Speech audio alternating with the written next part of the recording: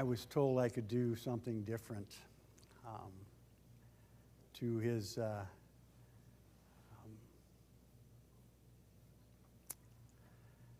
be fair, I understood that what he meant was I didn't have to follow a set pattern of what we were doing, a sermon series or things like that. But also he's quite well aware that I am not a preacher.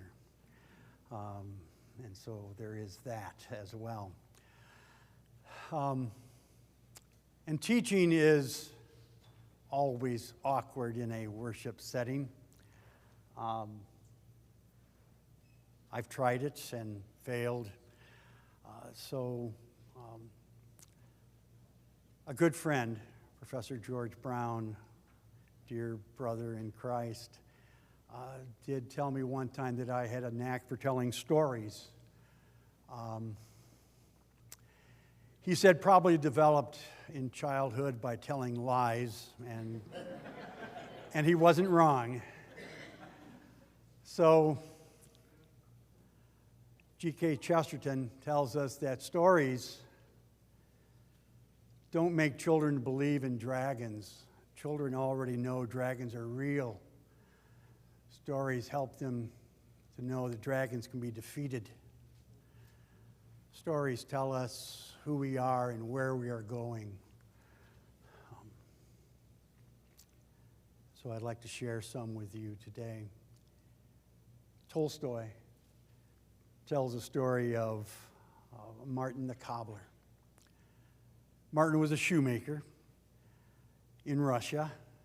He had a cellar shop that he had one window that he could look out onto the street, and as it was, he was able to see the shoes and the boots up to the knees of the people that walked by. He was an honest man and a good craftsman, and so he did a good trade. Soon, it was known that his wife had passed and left him with a small child, who 10 years later also passed. Though he continued working, Martin became increasingly lonely and depressed. He sought out a local priest, a holy man, who told him that what he needed to do was to give his life to God. And he told him to purchase a New Testament and read it, and therefore learn what God wants for him in his life. Martin was excited and then just did that. He purchased a New Testament, and every night after he was done working, he would read his New Testament. And the more he read, the more he pondered, and the more he pondered, the more he understood. And he continued to read. One day, he was reading in Luke. He comes to the passage. Then one of the Pharisees asked him to eat with him, and he went down to the Pharisee's house and sat and ate. And behold, a woman of the city who was a sinner, when she knew that Jesus was at the table in the Pharisee's house, brought an alabaster flask of fragrant oil and stood at his feet behind him weeping. And she began to wash his feet with her tears and wiped them with the hair of her head. And she kissed his feet and anointed them with the fragrant oil. And when the Pharisee who had invited him saw this, he spoke to himself, saying, "This man, if he were a prophet, would know who and what manner of woman this is who is touching him, for she is a sinner." Martin closed his book, closed his eyes, and was wondering, this man was visited by the Lord, and he didn't even recognize him. He then continued, and he read on down, and he turned to the woman and said to Simon, "You see this woman.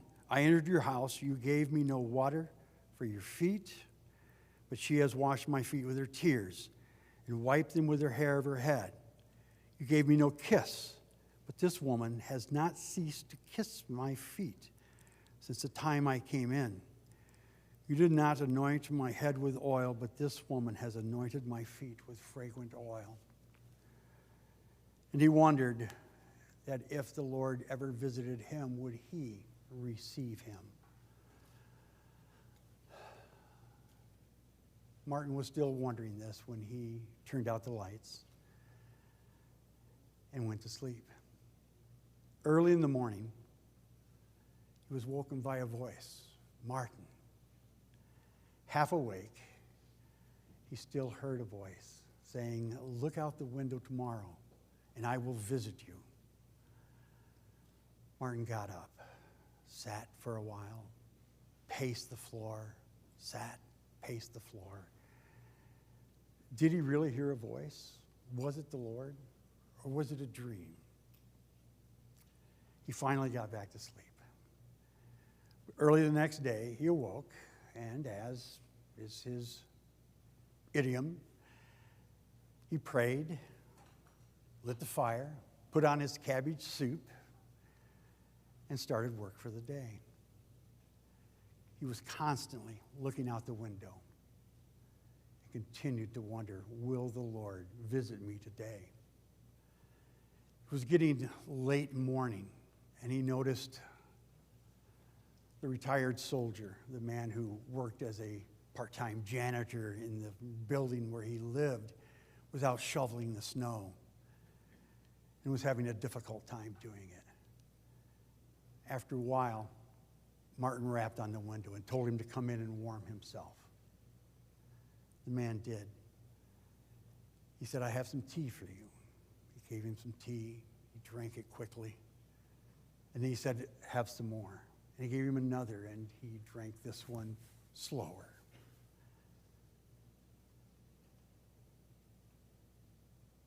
As they were talking, Martin kept looking out the window.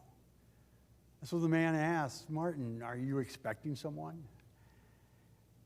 Martin told him about his dream and about the passage he had read. He said, you've heard that story before. And the man said, well, I have, but I can't read. And so Martin continued to tell him other stories of Jesus. Finally, he asked if he wanted another cup of tea, and he said, no. He said, you have filled my belly and warmed my soul. Thank you. And he left. Martin was worried now that it was in the afternoon, early afternoon, and he had still not been visited by the Lord. So he kept working, but his mind kept going out the window, and he kept looking. And he kept going up to the door and looking out onto the street. And there he saw a woman, a young woman, in very light summer clothes, with a baby in her arms, with a ragged basket or ragged blanket wrapped around him. He invited her in, fed her, went to his closet and gave her a warm coat. He said, this was my wife's. I no longer need it. They talked. She said that her husband was a soldier and had been gone 8 months, and that she had lost her job when the baby was born 4 months ago. And so she didn't know what to do. And so he comforted her and welcomed her and fed her. And they talked of Jesus. And she left. But Martin was worried that it was now late afternoon and he had still not been visited by the Lord. He was working less now and watching more out the window. And on one of his trips up to the door, he noticed a woman who was carrying a basket of apples and also trying to carry a bag of wood chips for her fire at the same time. And as she stopped to shift the bag and the basket, a young boy ran up and grabbed an apple. He was about to run away when she snatched him by the sleeve and they were fighting and arguing and yelling. Martin ran outside without stopping to get his own jacket. And he separated them and said, "For the love of Christ, stop this." They explained the situation. The woman was going to call the police. Martin told her about Jesus and forgiveness. And together, the boy apologized. The woman smiled and gave him another apple to go with the first that he had given and that she had given back to him.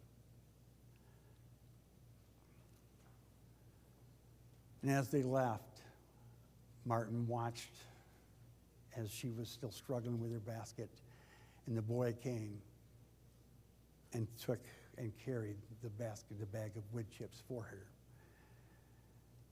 He was pleased with that and pleased that he was able to help in some small way. He went downstairs and continued working, still knowing that the Lord had not visited him. That night, as he was getting ready for bed, he read in Matthew chapter 25.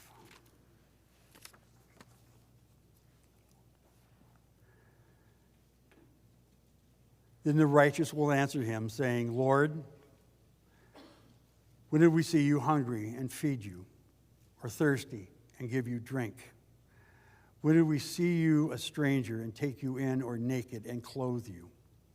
Or when did we see you sick or in prison and come to you?" And the king will answer and say to them, "Surely I say to you, inasmuch as you did it to one of these, of my brethren, you did it to me." And Martin realized that he had truly seen the Lord. The Lord had come to him, and he had received him. Martin the cobbler.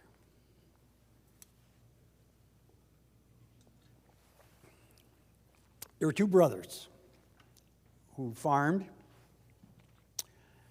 and they both shared equally in the produce that they made, though they had separate granaries. One brother had a wife and a large family, and the other brother was single. And one night, the single brother thought, it's just not fair that we share equally in this, that my brother has such a large family to take care of. So I will take one night a week, I'll take a grain from my granary and deliver to his barn. And he did that. At the same time, the other brother was thinking, it's not fair that I should share equally with my brother. I have a large family that can take care of me when I am old. So they say back then. And so he said, I can do this. I can share. My brother has no one. So I'll take a grain and put it in his barn. Each night or each week, the brothers realized that though they had taken a sack of grain from their own barn, that they had just as many in the morning. One night, of course, they saw each other and they realized what the mystery was. And they embraced and they loved each other. The legend goes that God saw their love and declared that ground holy ground, and that is the spot where Solomon would later build the temple. Probably not. But that's the legend behind that. Two brothers. Isaac was King Olaf's most trusted servant. It hadn't been too long that he had been there and had earned the rightful place as the treasurer and chief advisor of the king. Few knew that just years before, not many, that Isaac was a shepherd. And the king had visited him and had seen him in the hills. He was wearing a sheepskin jacket and a pair of homemade boots. But the king was impressed with his common sense and his wisdom and invited him back to the palace. And it wasn't long before Isaac became the chief advisor and treasurer of the king. Each month, he would give an account of all of the treasure in the treasury, as well as all of the wealth and all of the furnishings of the entire palace, except one room in the topmost chamber of the palace, topmost tower. And Isaac had the only key to that room. One day, the king decides that he wanted to test his advisors. And so he comes into the room with a large pearl. And he asked the first servant, he said, "How much is this pearl worth?" The servant said, 100 wagon loads of gold. The king said, "Break it." He said, I can't do that. It's too valuable. Interesting answer, said the king. He went to the next servant. He said, "Do you think this pearl is precious and worth much?" He said, "Oh, indeed, worth more than all the jewels in your treasury." He said, "Break it." The servant said, "I can't do that. It would dishonor you if I broke something so valuable." The king said, "Thank you for your answer." And each one of the servants, again, refused to break, noting the value of the pearl, and refused to break it. He finally came to Isaac, and he said, "Isaac, what is the value of this pearl?" And he said, "More than all the gold I have ever seen. Break it." Isaac took the pearl and went to a place where there were 2 stones in the room, and he crushed the pearl between them, leaving nothing but dust. The other servants were outraged and said that Isaac was a madman. But Isaac held up his hand and said to them, "What is a pearl to the commands of the king?"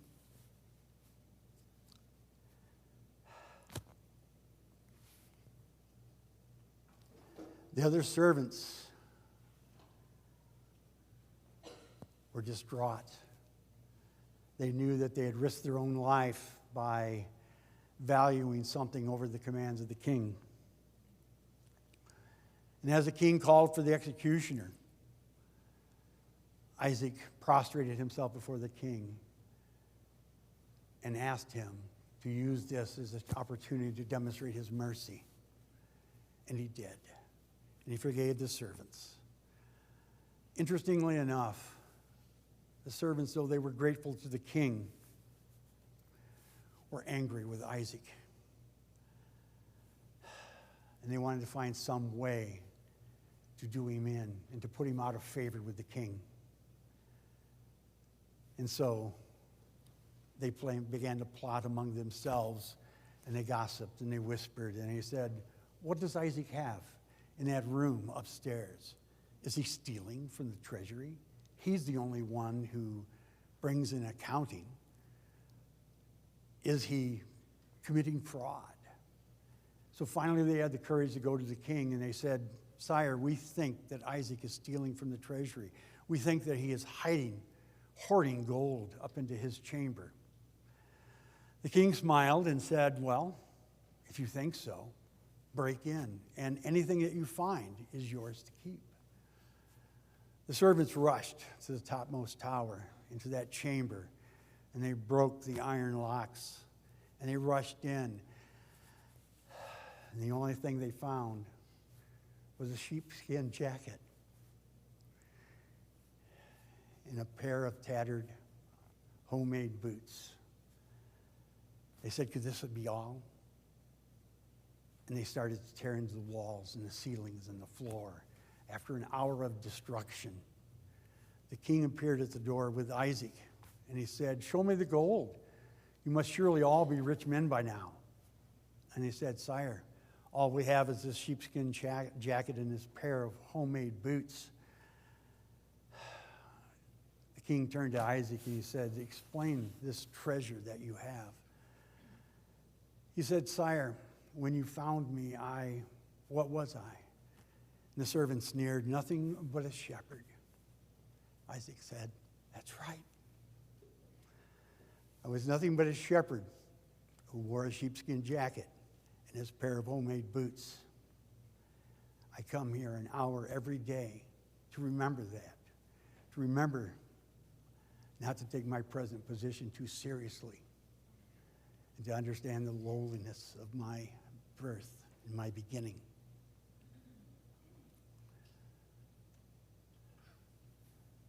The king thanked him, and he told the servants to repair the room, fix the lock, and leave it. Isaac continued on for many years as the most trusted servant of the king. And when he passed, the king brought the sheepskin jacket and the pair of boots into his own treasury. The most trusted servant.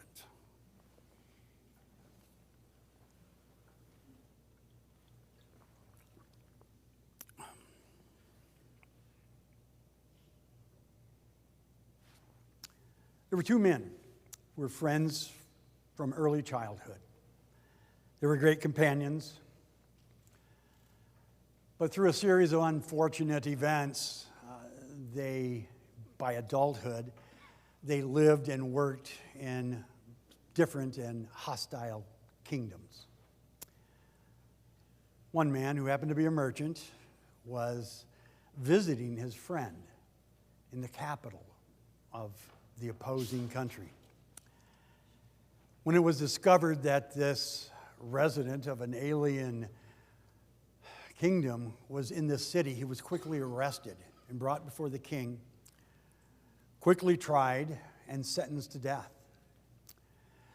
The merchant said, Sire, I know I've broken your laws, but I am a merchant and all of my money is tied up in investments.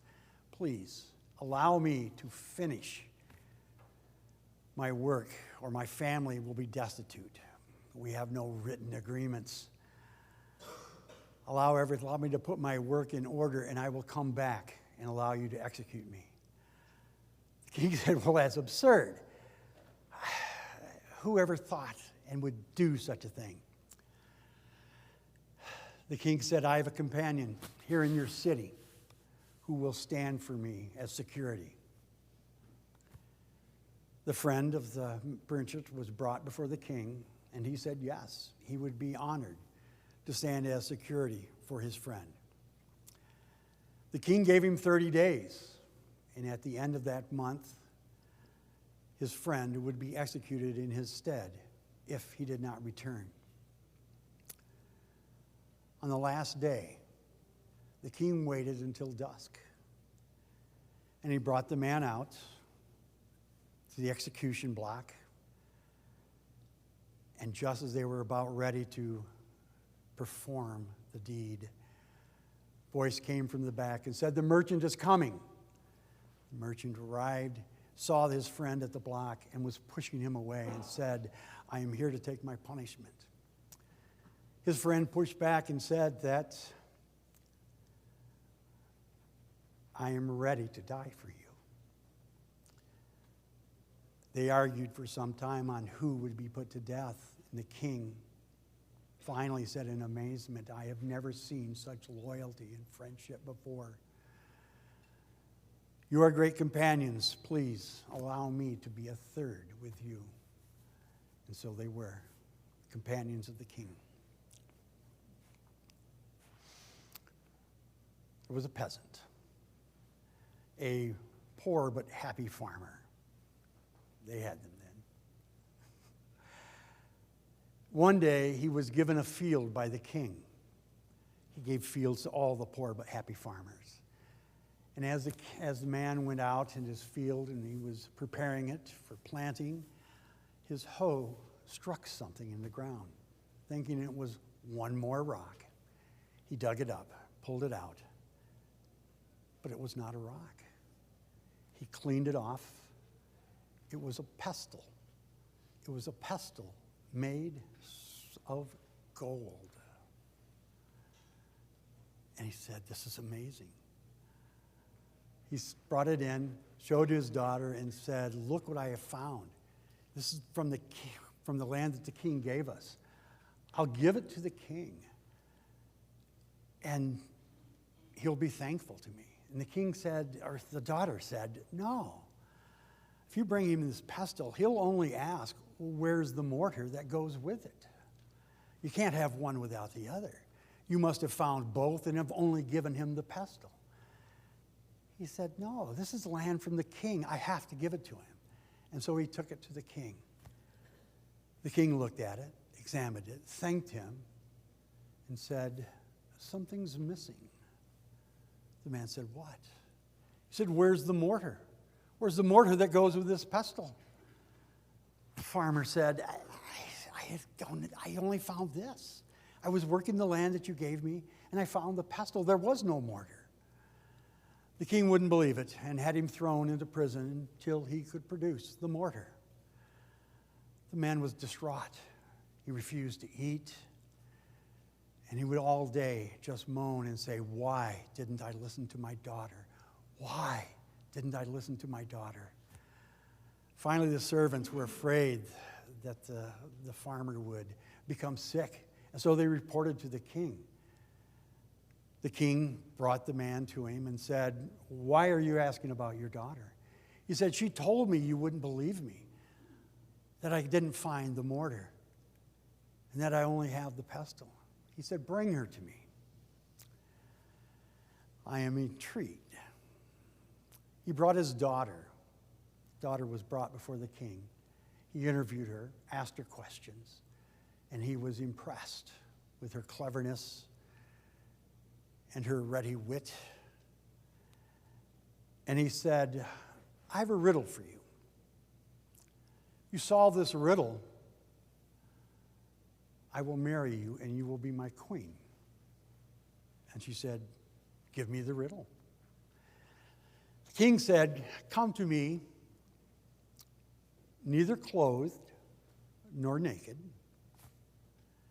neither riding nor driving, neither on the road nor off the road. The daughter said, I'll be back. She left, took off all of her clothes so that she was naked, wrapped herself in a fishnet so that she was not naked, tied the fishnet to the tail of a donkey so that she was neither driving nor riding. And furthermore, she had the donkey pull her in a rut with only her big toe touching the ground so that she was neither on the road nor off the road. The king was impressed and married her. The people were impressed with her. And at times, the people even said that she was wiser than the king, and more intelligent than the king, and more fair than the king. The king heard these rumors, and for the most part, they didn't bother him. Eventually, a foal was born to a farmer and wandered away into the barn of a neighbor and laid down between two cows. When the farmer asked for the foal back, the farmer of the cows refused and said, he's in my barn, he's mine. They brought the case before the king, and the king listened to the story and said, possession, I think the foal belongs to the man with the cows. And he gave the foal to the man with the cows. The owner of the horse and the foal was distraught. And one day he saw the queen walking. And he addressed her and he said, he told her of his story and the king's decision. She thought for a moment and said, do this, and whispered to him, but don't tell him you got this idea from me. And he said, sure. The next day, he took a fishing pole and he went to the village square. And he was fishing on dry ground. The king came by on his daily rounds, and he came by and he saw the man. He said, "What are you doing?" He said, "I'm fishing." The king said, "There isn't water for a mile around here. How can you be fishing?" He said, "I can catch fish on land just as well as a cow can have a foal." The king was angry. And he said, "Who told you to do this?" He refused to tell. Finally, under much pressure, he broke and told the king that his own wife had told him what to do. The king was angry. Went into his wife and he said, "You embarrassed me in front of the whole city, publicly. I want you to leave. You have 24 hours to leave." A short time later, he came back, still determined, but less angry. And he said, "I do not want you to live in poverty, so you can take whatever is most precious to you when you leave." She thanked him. And then she had wine prepared, and she put a strong sleeping potion in it, and she invited the king to share a farewell drink. He came, and as soon as his lips touched the wine, he fell into a deep sleep. She had her servant wrap him up in linen, put him into a waiting carriage, and take him to her father's house, where they laid him in a bed. The next morning, he was angry again, still, and said, "What have you done? You have even conspired with my own servants to bring me here. You've kidnapped me." She stopped and said softly, "You told me that I could take the most precious thing to me from the palace, and it's you." Immediately, he forgot his anger, and they embraced the most precious gift.